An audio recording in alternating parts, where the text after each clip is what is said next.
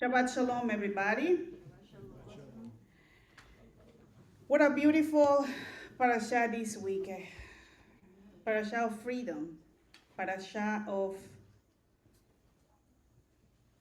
miracles. The Israelites left Egypt, but some of them kept Egypt with them. God took the people out of Egypt in one night, but taking Egypt out of the people took much longer. And honestly, we understand why. Because miracles don't instantly heal fear. In this week's parasha, redemption finally moved from promise to action. The plagues reach their climax. Pharaoh breaks. The door opens. And here is the people of Israel, the children of Israel, after so many years, finally reaching that point. Why they couldn't leave Egypt? Was somebody stopping them from going? It was not the moment. The Torah tells us on Exodus 12:41, on that very same day, all the armies of the Lord went out from the land of Egypt. Many times God puts opportunities, things before our eyes, but it's not until he says it's okay now. They walk out by leaving Egypt was not the end of the journey. It was only the beginning. Freedom is not only about where you are. It's about whatever has still power in you. Let me say that again. Freedom is not only about where you are. It's about what still has power over you. You can be physically here and still live and be trapped in fear. You can leave a situation and still carry it inside you. Egypt was not just a place, it was a mindset. And that mindset doesn't disappear overnight. Most of us don't live under Pharaoh anymore. We don't, or we do. But many of us live under pressure.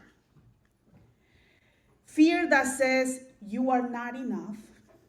Responsibilities that slowly suffocate joy. Relationships that shrink us instead of strengthen us. All guilt that keep replaying in our heads.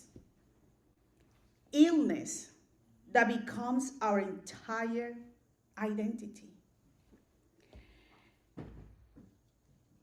They are quieter chains, but they bind us just as tightly. The Torah doesn't judge us for this. It does something better. It shows us the way out. The Talmud teaches us that something painfully honest. A prisoner cannot free himself.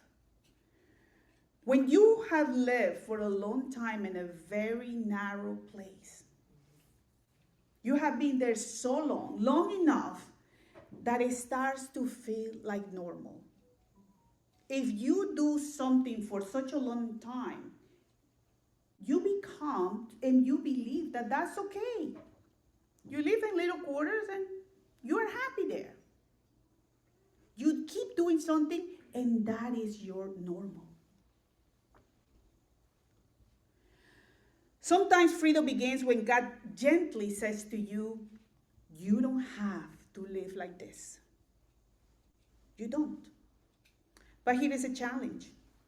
Freedom isn't familiar.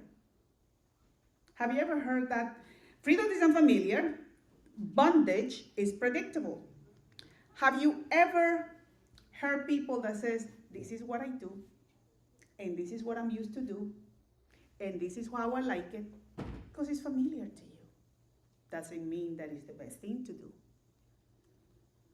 And many people many times, most of the time, choose what is familiar, even when it hurts. Isn't that strange?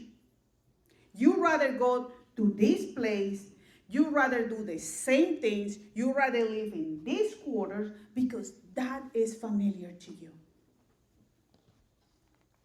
One of the most powerful moments in this portion happens before the people are free. God tells them to eat the Passover.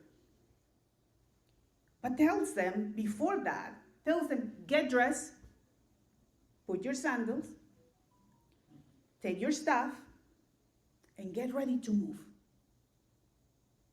God tells them, get ready. Pharaoh hasn't said yet, you are free to go.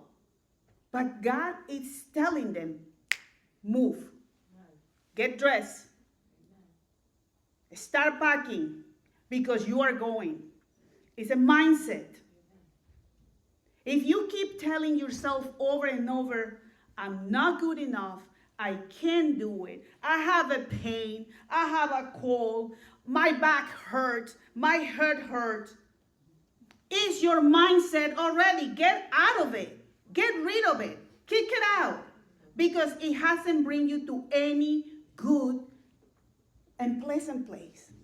Aren't you tired of kvetching all the times about the same thing? I hear myself and I get tired of myself. If you don't have anything good to say, don't say it. Because if you're a slave in your life, don't make other people's lives miserable. Don't. Freedom is a mindset. I have always said that. If you don't have anything good to say, don't say it. Bring good words of encouragement. Be happy. Be thankful. Leave that Egypt in your life.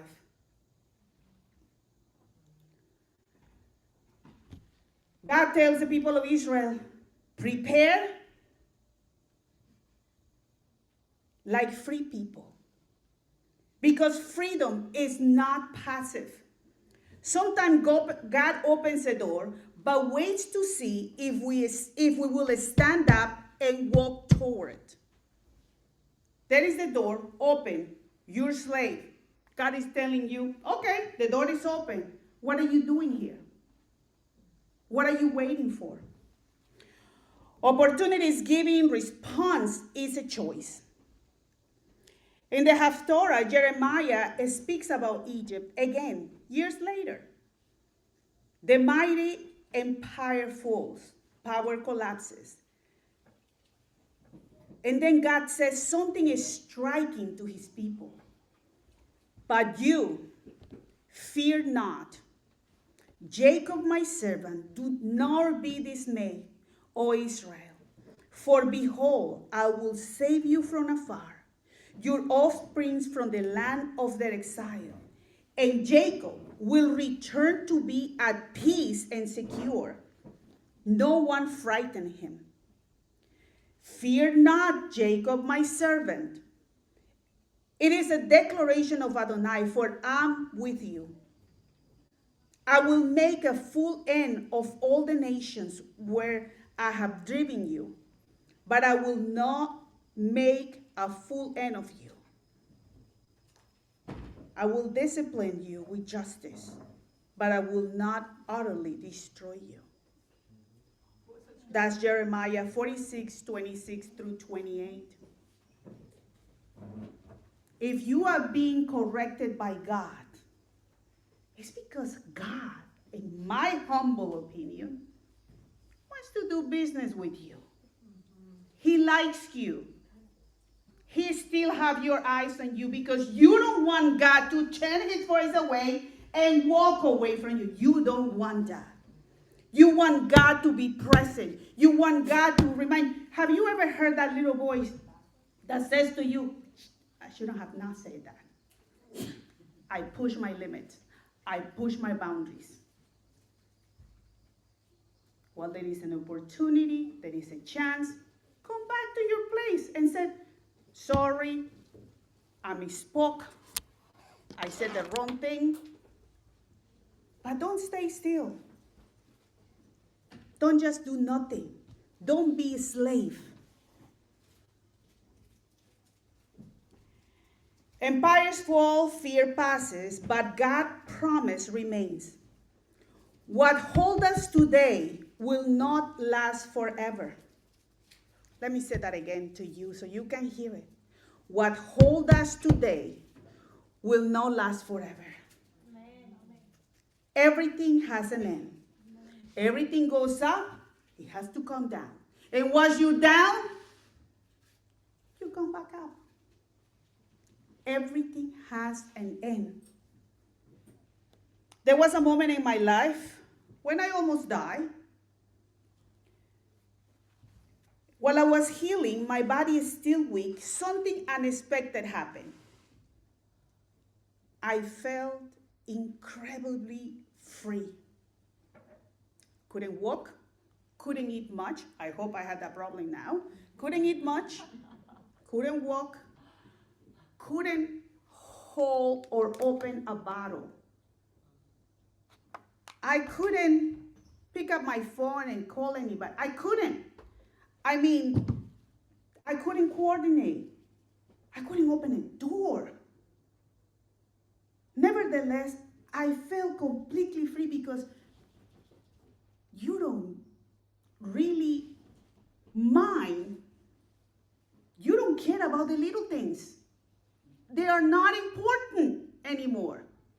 There are bigger things to worry about. Stop picking up on the little.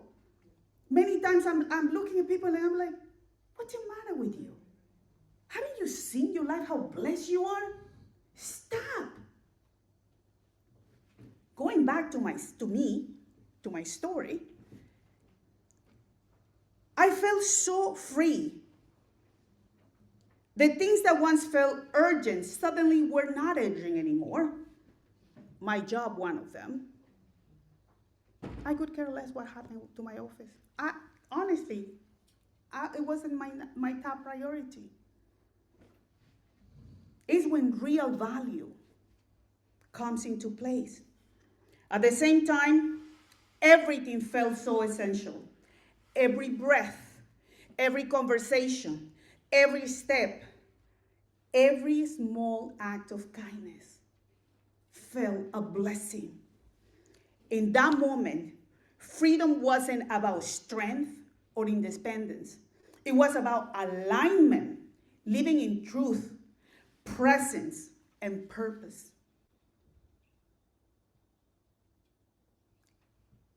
I wanted to make sure that I was getting well. I wanted to walk. I wish somebody recorded me. For many that have been in a hospital, or for some people that are going through difficult health situations, I couldn't walk more than 3 steps, and that made me tired. The breathing exercises to strengthen up my lungs. But in the midst of that, I felt so free. I realized that when you stand close to the edge, when you're about on the brink of a moment, Egypt loses its power. I wasn't running anymore. I was present, and that taught me something in this parashah. Freedom is not the absence of limits. It is clarity about what truly matters. Let me repeat that again. Freedom is not the absence of limits. It is clarity about what truly matters. When you see what truly matters, fear loses its grip. In the new covenant, Yeshua is on the cross. The Judean leaders are rushing because Shabbat's coming. Shabbat's coming. Let's go. Let's get these men out of the cross. Let's get all of them because, you cannot keep the men hanging in there. They have to bury him. So they go to Pilate and they're coming, the soldiers are coming and they start breaking the legs. The one man hanging on the right, one hanging on the left. They broke the legs of the right. They broke the ones of the legs of the left. When they went to Yeshua, what happened? He was already dead. So they didn't break his legs. He was already dead. Instead, a soldier came and pierced his side, and blood and water flowed out. An eyewitness testified to these events to confirm their truth and strengthen belief. These actions fulfill the scriptures, showing that none of his bones were broken, and that people will look upon the one who was pierced, our Messiah, Yeshua. Yeshua was already gone. Even in suffering, he's not controlled by fear or bitterness. His body is bound, but his spirit is free. His body was crucified, but his spirit was with the Father. What Yeshua said to the man next to him, this very day you will be with me in the kingdom of heaven. Don't you want to live a life that you know for sure when God takes that life from you, that you're going to be back to your Abba, to your Father? Live a life of freedom. When you're going, you know where you're going. If you believe in Yeshua, you know when we're gone from this world that is momentary, and we love it so much. Who doesn't love this world? We love it. Live a life of freedom, because when we know from him, because this is just a transition. This is just like what I would say, like an episode of our lives. This is not the forever ending. This is not.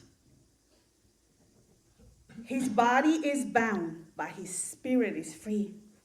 That is the deepest freedom of all. The freedom of love, the freedom of trust, the freedom to let go. The Israelites weren't free just from Egypt. They were free for something. To live with purpose, to walk with God, to become a blessing. If God has done miracles in your life, I was just telling Robert Manuel, I think it was the day before yesterday. I said to him, why did God return my life and renew my spirit and brought me back from that bed where I was about to be gone? When they told my family, 10% chance. I said, no. I don't want to be here and be the same. God did that for a reason. When you feel like, no, it's your mindset. Get out of that prison. Be free. Move forward. Do it. Be courageous. Be strong. So the question becomes personal. What am I doing with the freedom I have been given? What I'm doing? Going through TikTok, Instagram, playing my video games. I don't, but playing my video games. Chatting on the phone 24/7. What am I doing with the freedom that I have been given? Am I living intentionally or just comfortably? Are you living with intention or just being comfortable? Okay, let's go, let's do, oh no, let's chill. Or what is your call? Why you are here? This portion asks us gently but honestly, what am I still living small? And I'm not talking about an apartment. We all live here in an apartment, most of us. And our apartments, our quarters are small. But I'm talking about other type of small. Why are you living small? Why are you not out there enjoying, rejoicing, glorifying, being thankful? What fear no longer serves me? What fear does no longer serve you? Kick it out. What step forward freedom is God inviting me to take now? What is God has been telling you for the longest time? Something in the back of your head. But you are comfortable. You are comfortable. Move forward. Get out of that prison. You don't belong there. I was sharing with Shamashit Malka 3 days ago. God doesn't keep a tally sheet of your mistakes, of your errors, of your faults. He doesn't. Once you get up, you're sorry, you repent, move forward. We, humans, we keep record, and we shouldn't, because we have to imitate our Messiah. We have to be like him. Move the page. Freedom doesn't always shout out. Sometimes it whispers. You can choose differently. The Israelites left Egypt without certainty, only trust. And there are many times in life that we have to trust him. Like Peter, looking at Messiah. Messiah said, look at me, come, walk on the waters. He's walking on the waters, but the minute that he gets distracted, he starts sinking. The Israelites left Egypt without certainty, only trust. They didn't yet know where the path would lead, only that staying where they were was no longer possible. And that too is freedom. May we all have the courage to notice where Egypt still speaks in our life. Through fear, through habits, through old stories, through resentments. May we trust that when God calls us forward, we are not being pushed into the unknown, but invited into life. And may we learn slowly and patiently to live as people who were already free. Choosing what is essential, releasing what no longer serves, and using our freedom to bring compassion, presence, and light into this world. Bring this light, bring your light, be a light of freedom into this world, still longing for redemption. Shabbat shalom, everybody.